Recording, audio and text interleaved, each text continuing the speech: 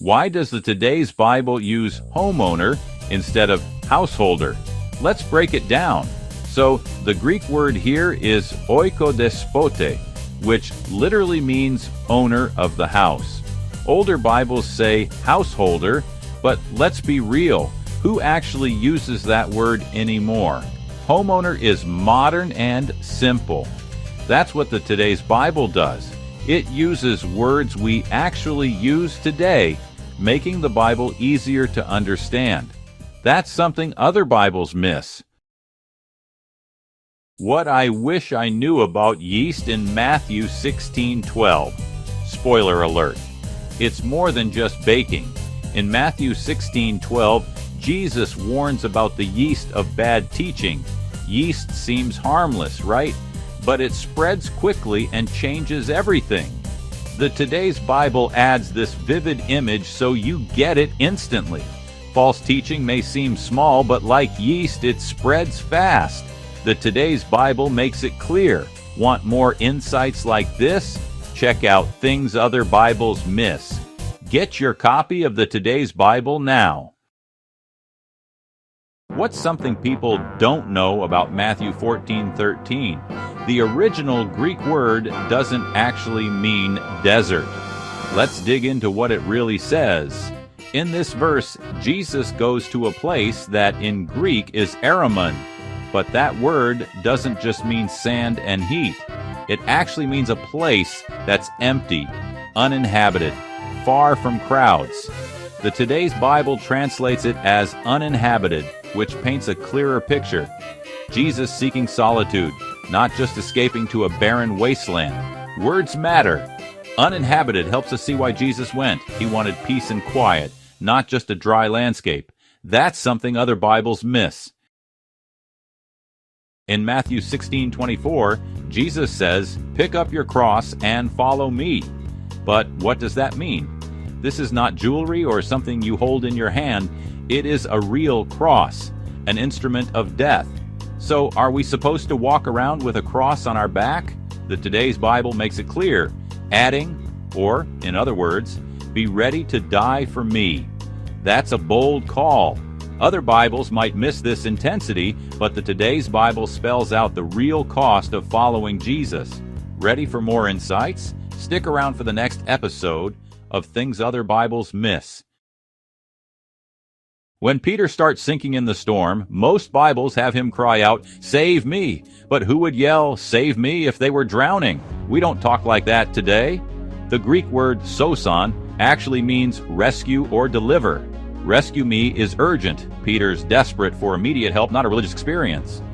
The Today's Bible nails it, making the moment pop with real-life emotion.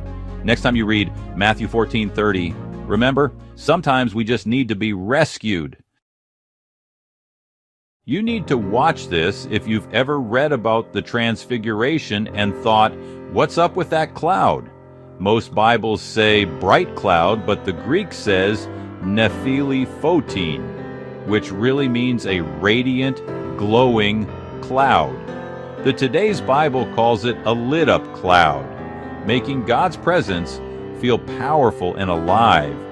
It's not just a cloud, it's God's spotlight on Jesus. Things other Bibles miss? Yep. Check out the Today's Bible and see it shine for yourself. I'm sure you've heard the story. Jesus visits a new place and suddenly the news spreads everywhere. But did you catch where it spreads? Here's why words matter. Most translations say country, but the Greek word is perikoron, which really means the surrounding rural area. That's why the Today's Bible uses rural area.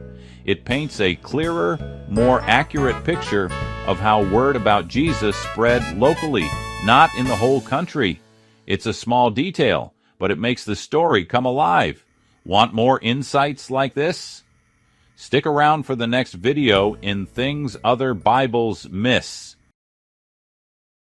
If you love digging deep into the Bible, this one's for you.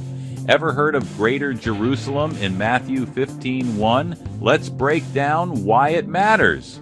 In Matthew 15:1, critics come from Greater Jerusalem, but most Bibles just say Jerusalem.